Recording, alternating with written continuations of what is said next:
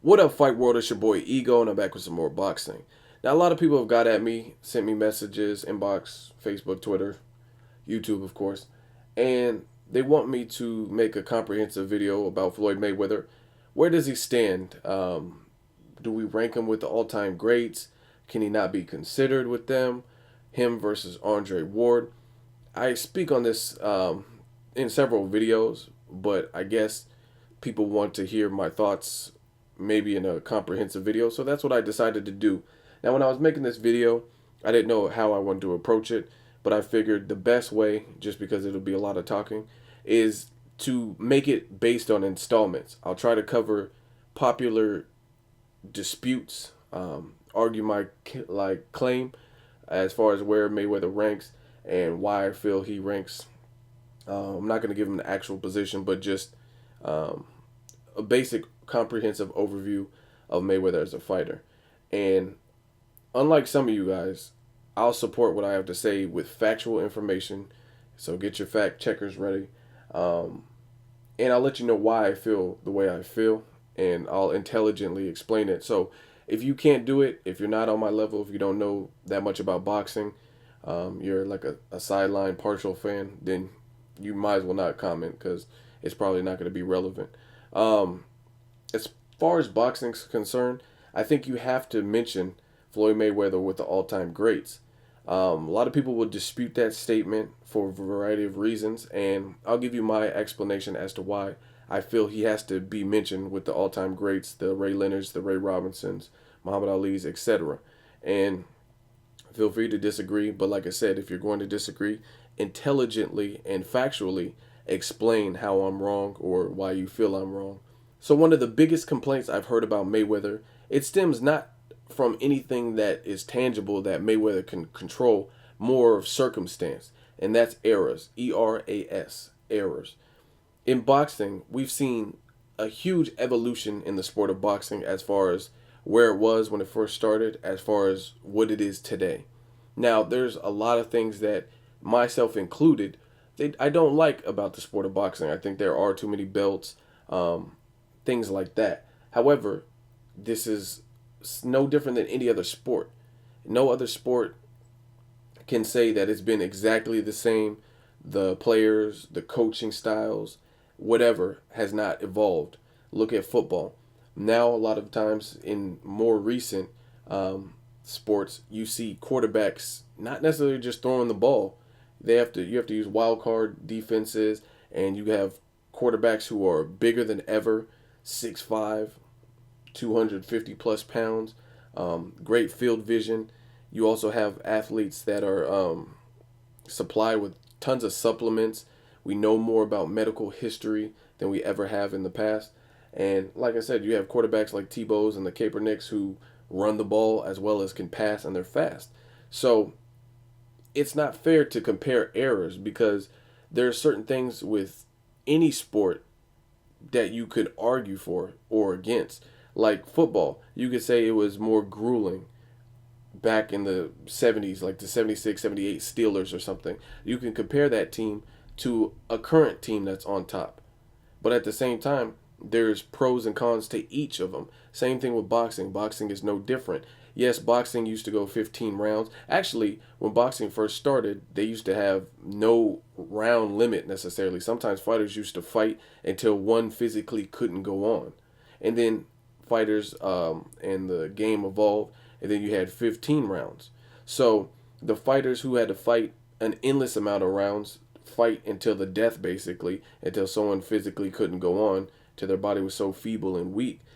Can we say Ray Robinson is not a great fighter because he only fought 15 rounds or whatever the situation is? Same thing with the sport today. We know more about the sport. We know more about the body. Fighters were getting permanent damage to their nervous system, brain contusions, things like that. So they decided 15 rounds was a bit excessive. Repeated blows for that long of a duration could cause permanent damage. So most championship fights now are 10 rounds or 12 rounds. And that's not something Mayweather can control, the evolution of the sport. Mayweather can't control how the sport's evolved. You also look at things like back in the day in boxing, they did same day weigh-ins. So look at that. The sports evolved in that degree. So Ray Robinson, let's say he's doing the same day weigh-in and then fighting his opponent later that night. His opponent doesn't have the opportunity to do a Chavez Jr. and blow up 25 pounds. That's not really realistic. But nowadays, fighters do that. So again, when you talk about errors, there are pros and cons to each. Like, I'm not here to dispute or diss anybody, and Ray Robinson is an all-time great. He's in the top 3. You have to put him up there. But at the same time, you have to look at the situation realistically and determine that it's not fair to compare two different eras. And ultimately, you'll find out that it's all hypothetical. There is no right or wrong answer, because unless you know Doc from Back to the Future and he's going to build you a fucking DeLorean, then you'll never be able to prove or disprove your point as to who's great. Mayweather can't go back in time and fight Ray Leonard or Ray Robinson. He can't go back in time and fight the Hearns and the Hagglers. So if you think Roberto Duran would destroy Mayweather, he could. But either way, we're not going to know, because it's not feasible. It's not going to happen. They're at two different eras, two different generations, and they never fought.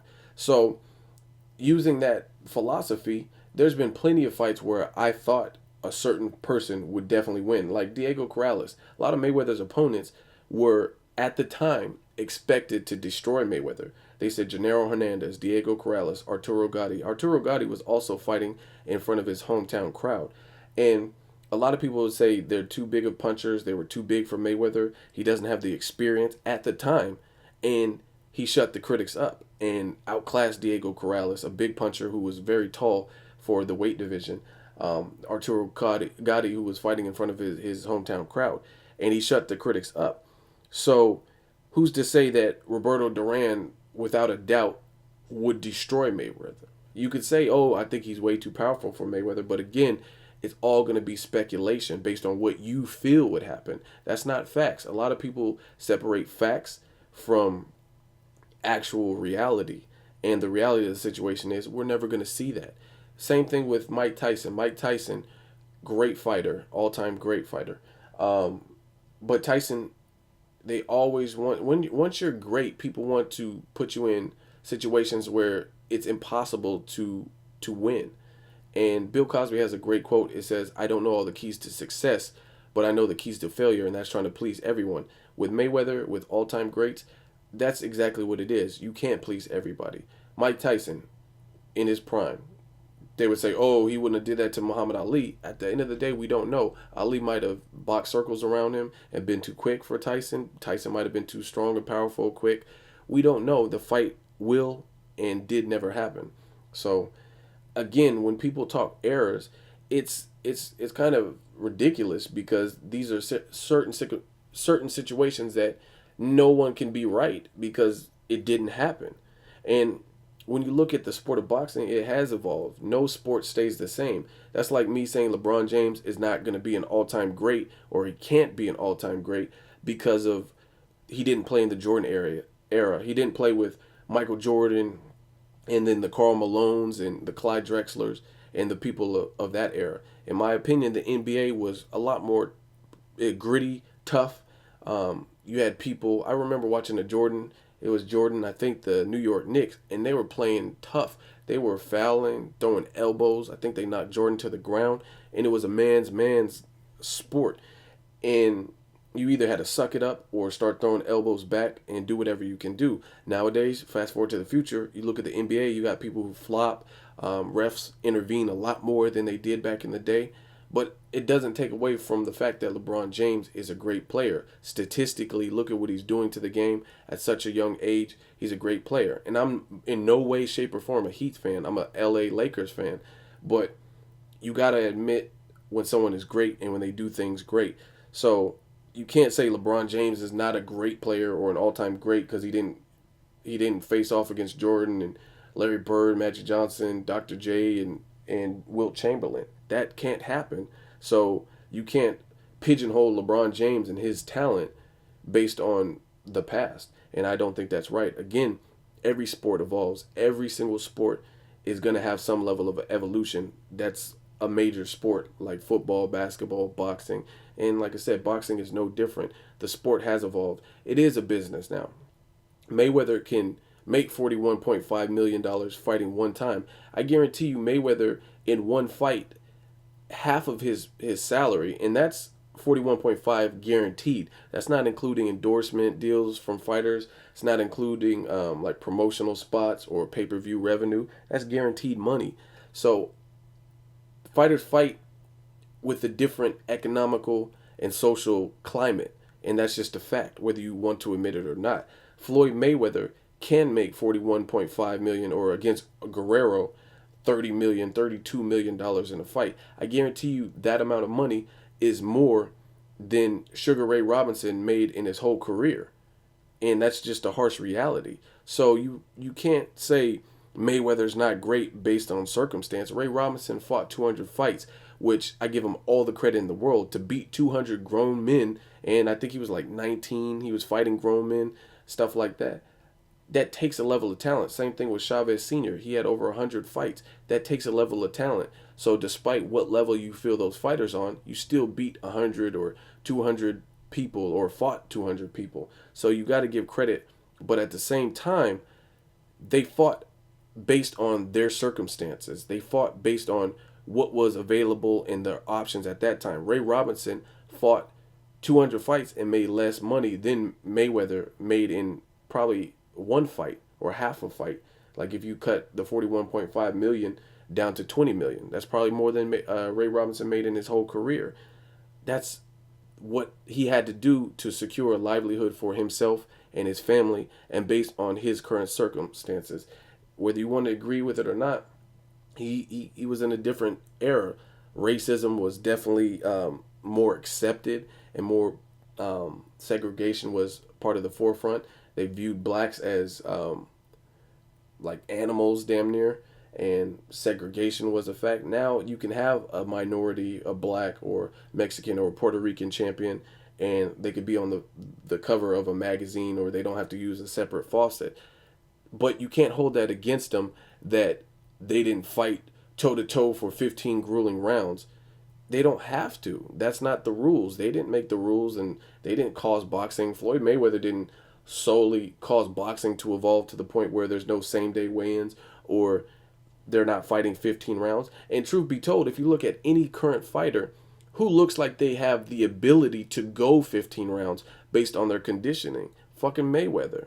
So again, it doesn't make sense. You can't hold Mayweather to this high, unbelievable standard based on the era in which he fought. If you really analyze it, Ray Robinson fought David Clark, and 2 weeks later, he fought Tony Riccio, a journeyman, in 1946. That's not normal. There's no current fighter that I know of, and if I'm wrong, leave a comment and let me know the dates and times, just like I gave you guys, of any current fighter, current champion, who fought and then 2 weeks later had another fight. That doesn't make sense. Like, nobody does that anymore. So is Mayweather less great because he hasn't waited or had 2 weeks and had two fights in a month's time? Nobody does that. There's not one boxer that does that. So because the scope of boxing as a whole has changed, that doesn't take away from another fighter being great, in my opinion. And you also have to admit, this is not a diss to Ray Robinson, but Ray Robinson, like I said, he fought Dave Clark. 2 weeks later, he fought Tony Riccio. Are these fighters the greatest of their era? No, Tony Riccio was a journeyman. And had Ray Robinson had to fight all of the top dogs at that time, maybe he wouldn't be fighting as much. So you got to put things in perspective. And again, this is not a diss to Ray Robinson, but this is a fact. Like, same thing with Chavez Sr.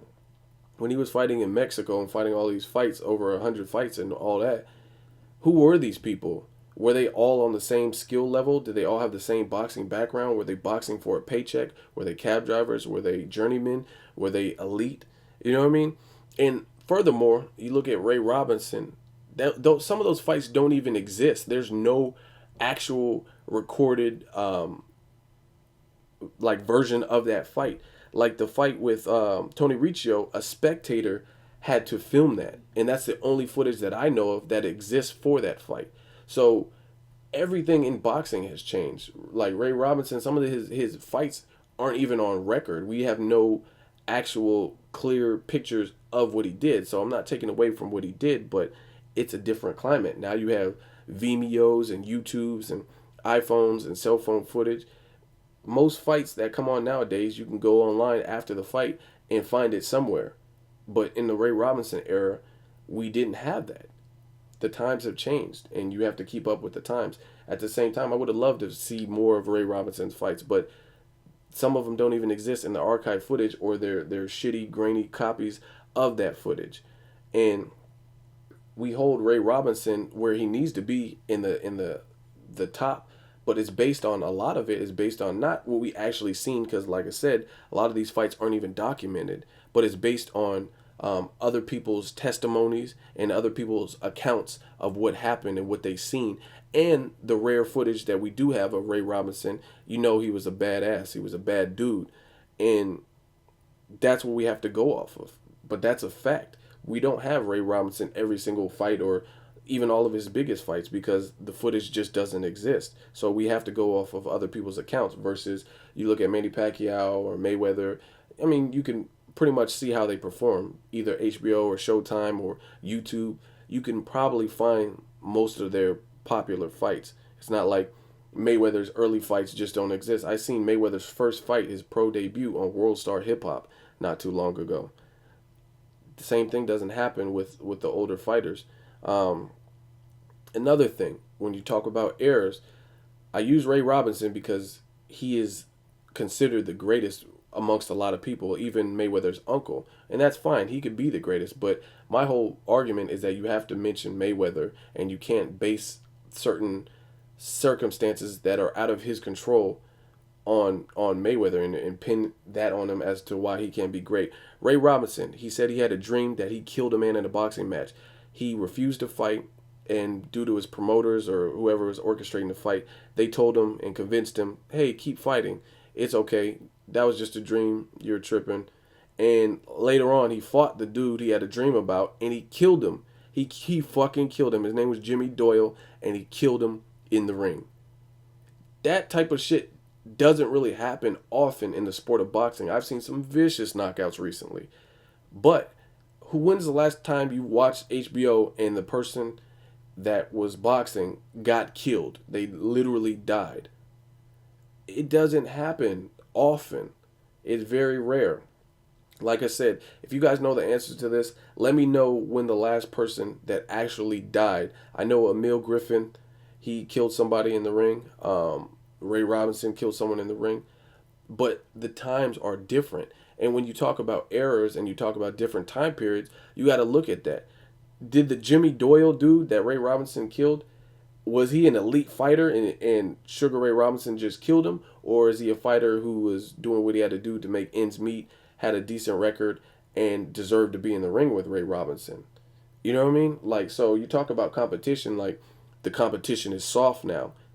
Who's to say with not same day weigh-ins, day before weigh-ins, that the competition isn't evolved, or the competition isn't better or faster or sharper than the people of the past? Like I said, Jimmy Doyle, he died in the ring, but I've seen some brutal knockouts, and nobody's died recently that I can think of in the sport of boxing. So the whole game has evolved, even medical science. Maybe these athletes are more aware of what's out there. Like I said, there's tons of supplements that are available to get you in shape and cut weight and all kinds of stuff. There's PEDs. There's people who take performance enhancing drugs, and there's masking agents so they don't get detected in a lot of tests. You know what I mean? You have to do Olympic style drug testing or more intuitive tests to come up with those. So it's almost blasphemy that we can only celebrate the fighters of the past. Yeah, they had it tougher. There was social angst and racism.